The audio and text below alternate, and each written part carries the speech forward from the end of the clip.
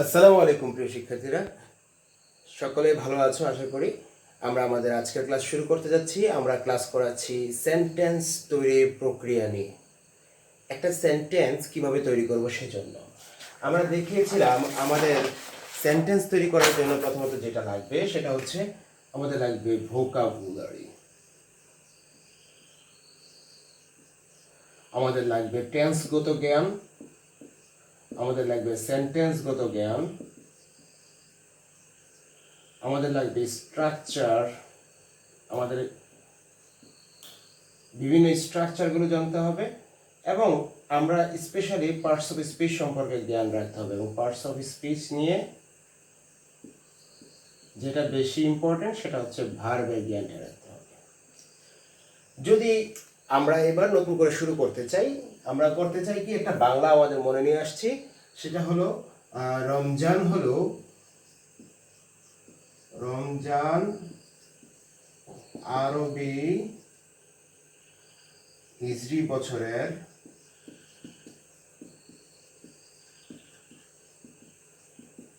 নবম মাস। এটা আমার মাথায় আসছে এই সেন্টেন্সটা।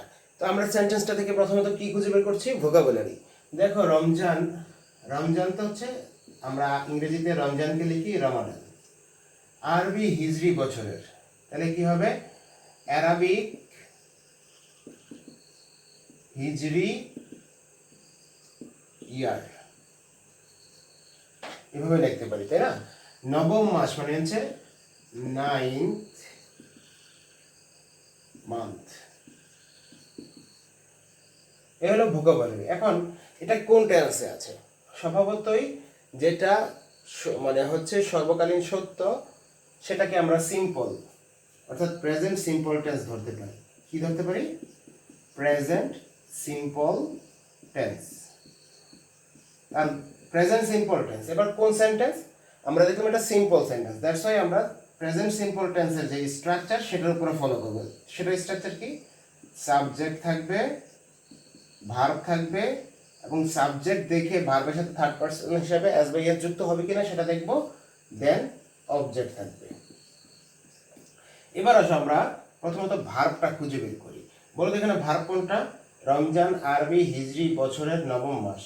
এখানে কোনো ভার্ব স্পেসিফিক দেখা যাচ্ছে না, তখন আমাকে নতুন একটা ভার্বের অবস্থান নিয়ে আসতে হয়। আর সেটা কিভাবে আনবো? বি ভার্ব দেখে আনতে হবে। অর্থাৎ আমি তাহলে সাবজেক্টে চলে যেতে হবে। রমজানের বি ভার্ব মনে মনে আমরা হয় লিখে নিলাম, রমজান হয়। কি সম্পর্কে কথা বলছি আমরা? রমজান সম্পর্কে। তার মানে যখন আমি ভার্ব খুঁজে পাবো না, কারণ ভার্বকে খুঁজে পেলেই কিন্তু ভার্বকে জিজ্ঞেস করব কে বা কারা দিয়ে প্রশ্ন করে সাবজেক্ট খুঁজে নেব। যখন আমি কে বা কারা দিয়ে প্রশ্ন করার জন্য ভার্বটাকেই পাচ্ছি না, তখন আমি কি করব? তখন আমি সেন্টেন্সটা কার সম্পর্কে কথা বলছে তাকে সাবজেক্ট ধরে নেব। সেন্টেন্সটা কার সম্পর্কে কথা বলছে? রমজানকে, তাহলে দেখলাম রমাদান। বি ভার্ব হয় ইংরেজিতে কি লিখবো? ইজ লিখবো না আর লিখবো? রমাদান ইজ লিখবো না আর লিখবো? ইজ লিখবো, যেহেতু মান্থের নাম, যে কোনো মান্থের নামে সিঙ্গুলার হয়, রমাদান ইজ। এবার সেন্টেন্সে যে অবজেক্ট আছে সেই অবজেক্টের মধ্যে কোনটা আগে আসবে? হিজরি বছরের নবম মাস, তার মধ্যে দেখা যাচ্ছে আমাকে সেন্টেন্স শুরু করতে হচ্ছে একদম শেষের থেকে, অর্থাৎ অবজেক্টের যেটা শেষ অংশ আছে সেটা থেকে। ইজ 9th মান্থ হচ্ছে অ্যারাবিক হিজরি ইয়ার।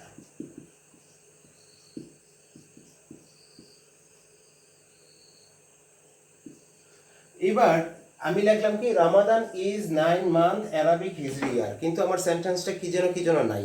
হ্যাঁ, কি যেন নাই কি? যখন মাসের নাম আসে তার আগে ডিটারমিনার হিসেবে আর্টিকেল বসাতে হবে ইজ দা, স্পেসিফিক করতে হবে, কারণ মাসের নামের আগে দি বসবে। তাহলে আমরা দেখলাম রমাদান ইজ দ্য 9 মান্থ অফ হিজরি বছরের। এই যে রের আছে, এই যে রটা আছে, একটা প্রকৃতি প্রত্যয় তোমরা বাংলায় পড়েছো, সেই প্রত্যয়ের র আছে, তার জন্য র এর জন্য আমরা অফ আনলাম। তাহলে আমাদের সেন্টেন্সটা কি দাঁড়াইলো? Ramadan is the 9 month of Arabic Hijri year. ঠিক আছে? তাহলে এটা আমরা শিখলাম কি রমজানের ব্যাপারে। রমজানের ব্যাপারে সেকেন্ড একটা সেন্টেন্স চিন্তা করতে কি হবে বলো। রমজানের ব্যাপারে আরেকটা সেকেন্ড সেন্টেন্স আসতে পারে যে রহমত, মাগফিরাত,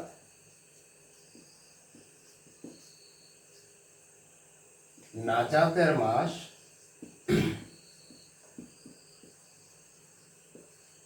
রমজান। রমজান ইংরেজি তো জানি রামাদান, তাই না? রহমত ইংরেজি কি? Mercy, MERCY, mercy. মাগফিরাত ইংরেজি ফরগিভনেস। নাজাতের ইংরেজি কি? সালভেশন। মাস ইংরেজি মান্থ, তাই তো? এবার আমরা ভোকাবুলারি জানলাম। কোন টেন্সে আছে? অ্যাজ ইউজুয়াল প্রেজেন্ট সিম্পলে। প্রেজেন্ট সিম্পল মানে প্রেজেন্ট ইনডিফিনিট। তাহলে হবে সাবজেক্ট থাকবে, ভার্ব থাকবে এবং অবজেক্ট থাকবে। Okay fine. যেহেতু আমার এখানে কোনো ভার্বের কোনো দেখা পাচ্ছি না, তার মানে হচ্ছে আমাকে ভার্ব নিয়ে আসতে হচ্ছে এবং সেটা অক্সিলারি ভার্ব। এবং সেন্টেন্সটা কথা বলছে সাবজেক্ট নিয়ে। সাবজেক্টটা কি সম্পর্কে? রমাদান সম্পর্কে। তাহলে আমরা লিখলাম রামাদান। অ্যাজ ইউজুয়াল ভার্বটা নিয়ে আসলাম is the month of. Ramzan কিসের মাস? মান্থ অফ মার্সি, ফরগিভনেস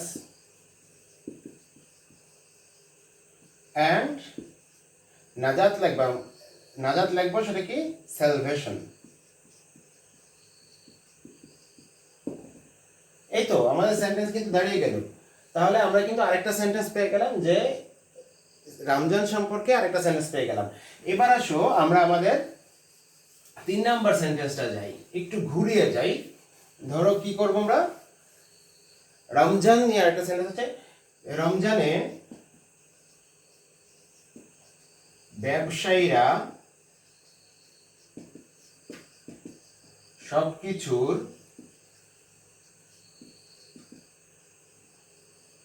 দাম বাড়িয়ে দেয়।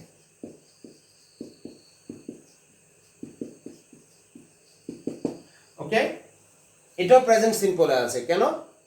এখানে কোনো কারণ বোঝানো হয় নাই, কোনো কাল স্পেসিফিক বলা হয় নাই, শুধু রমজান মাসের চলমান সময়ের একটা, অর্থাৎ রমজান মাসটা যেটা স্বাভাবিকভাবে হয়ে থাকে সেটা বোঝানো হয়েছে। দ্যাটস ওয়াই টেন্স হচ্ছে প্রেজেন্ট সিম্পল, অর্থাৎ সাবজেক্ট থাকবে, ভার্ব থাকবে, অবজেক্ট থাকবে। এবার ভার্ব এখানে কিন্তু আছে। ভার্ব, ভার্ব কোনটা বলো তো? ও আচ্ছা, তার আগে কিন্তু আমাদের ভোকাবুলারি জানতে হবে। রমজানে মানে হচ্ছে, রমজানে মানে ইন রমাদান। ব্যবসায়ীরা, ব্যবসায়ীর ইংরেজি কি? বিজনেসম্যান অথবা ট্রেডার্স। আমরা ট্রেডার্স লিখি। সবকিছু, সবকিছুর ইংরেজি কি? এভরিথিং, সবকিছু। দাম, দাম ইংরেজি কি? প্রাইস। বাড়িয়ে দেয়া, বাড়িয়ে দেয়া ইংরেজি কি? ইনক্রিজ হয়, আবার হচ্ছে রেইজ হয়, দুইটাই হয়। আমরা রেইজটাকে ব্যবহার করি, ইনক্রিজ বাদ, আমরা ইনক্রিজটাকে বাদ দিয়ে রেইজটাকে ব্যবহার করি। ওকে, তাহলে এখন আমরা সেন্টেন্সে ভার্ব দেখলাম কি? বাড়িয়ে দেওয়া, রেইজ। বাড়িয়ে দেওয়াটা আমাদের এখনকার ভার্ব। আমাদের ভার্ব কি? আমাদের ভার্ব হচ্ছে রেইজ। তো কি বাড়িয়ে দেয়? দাম বাড়িয়ে দেয়। কে বাড়িয়ে দেয়?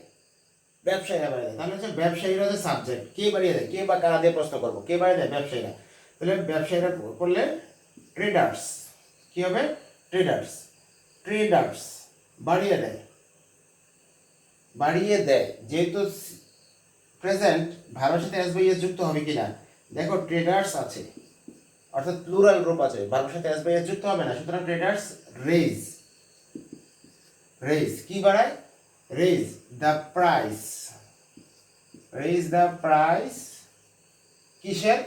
এভরিথিং, অফ এভরিথিং, সব কিছুর। এই যে র আছে, র অফ লাগানো হবে, অফ এভরিথিং। তাহলে traders raise the price of everything. কখন? ইন রমাদান, তাই না? এবার খেয়াল করো আমি কি লিখলাম, traders raise the price of everything in Ramadan.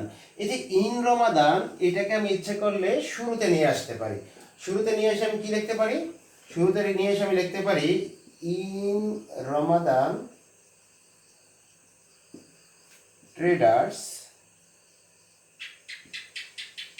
Raise the price of everything. একটু সেন্টেন্সটা বাড়াতে চাই, অন্যান্য দেশে কিন্তু কমিয়ে দেয়, কারণ যখন মানুষ মাগফিরাত বা নাজাত বা রহমত পেতে চায় তখন দেখা যায় যে ব্যবসাটা একটু কমাই করলে হয়তো অনেকের জন্য সুবিধা হয়। তা আমি দেখলাম কমিয়ে দেওয়ার পরিবর্তে, মানে আমার মাথায় আসছে কমিয়ে দেয়ার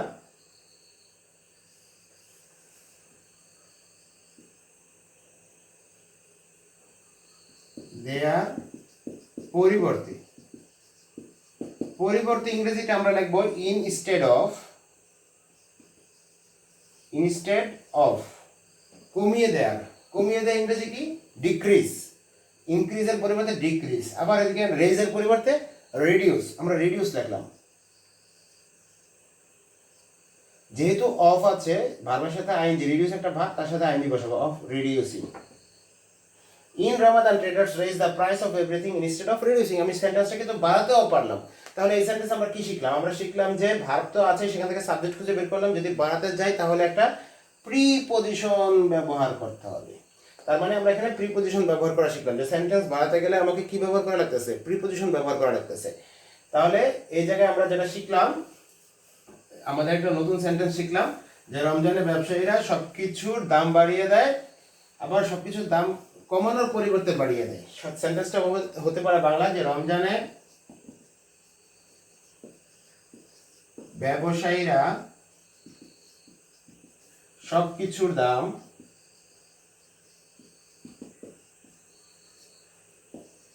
কমানোর পরিবর্তে বাড়িয়ে দেয়। এবং তার ইংরেজিটা স্বাভাবিকভাবে ইন রমাদানটা শুরুতে নিয়ে আসছি, ট্রেডার্স রেজ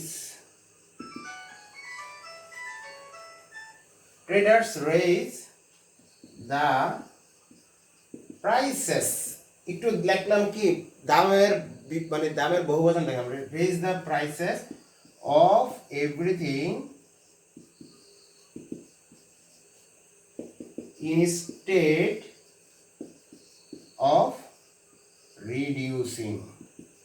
এরপরে যদি দ্যাম শব্দটা ব্যবহার করি, মানে হচ্ছে পণ্যের ইংরেজিতে আমরা দ্যাম ব্যবহার করলাম, যে সবকিছু কমানোর পরিবর্তে বাড়িয়ে দেয় দ্যাম, তাহলে কিন্তু আমার সেন্টেন্সটা ফুললি কমপ্লিট হয়ে যায়। তাহলে হচ্ছে কি আমি কিন্তু সেন্টেন্স শিখছি, যেহেতু আমি শিখছি সুতরাং আমার কিছু সামথিং ভুল থাকতে পারে, আবার আমার স্ট্রাকচার বেস নাও হতে পারে, কোথাও কোথাও দেখা যাবে যে একটু আমার কিছু কমতি রয়ে গেছে, সাজানোর ক্ষেত্রে মেকআপটা মেকওভারটা আমি ঠিকমতো নাও দিতে পারি।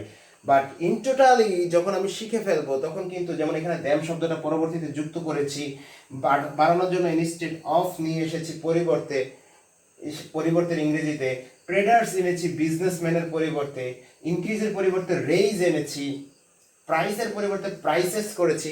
এই যে একটু মেকআপ করলাম, তখন আমার সেন্টেন্সের মানটা একটু বেড়ে গেল। প্রিয় শিক্ষার্থীরা, আমরা আমাদের ক্লাসটাকে এখানে থামাচ্ছি। তোমরা আশা করি আজকে রমজান সম্পর্কে এই 3টা সেন্টেন্স 4টা সেন্টেন্স থেকে কিছু শিখেছো। সবাই ভালো থাকো এবং অবশ্যই কমেন্ট বক্সে জানিয়ে দেবে তোমাদের কেমন লাগছে।